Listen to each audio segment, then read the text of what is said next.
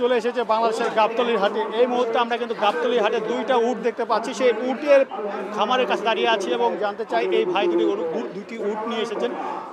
ভাই কোথা থেকে নিয়ে এসেছেন ওই উট দুটো? এটি রাজস্থানের উট এগুলো।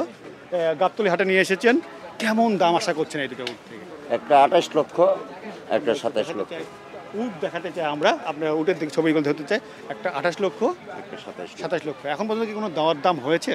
কিছু হয়েছে, দাম দস্তর হইতেছে। আশানুরূপ কি দাম উঠছে, কি মনে হয় আপনার?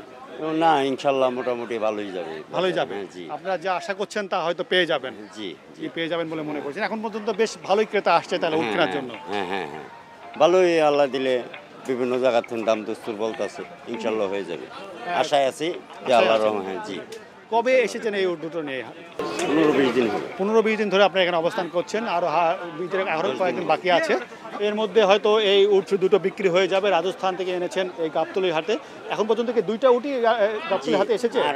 আর কেউ আসেনি? আচ্ছা, যারা উট কিনতে চান তারা কিন্তু গাবতলীর হাটে চলে আসতে পারবেন এবং দুইটা উট কিন্তু এই গাবতলীর হাটে আছে। ভাই কোথায় আসবে, কিভাবে আসবে, যোগাযোগ করবে যদি আপনি একটু বলতেন? এটা আপনার হাটের মাঝখানের ওই রুটের ফার্স্ট ঢোকায় আমজাদ ব্যাপারী। আমজাদ ব্যাপারীর এই দুটো কি উট নিয়ে এসেছেন।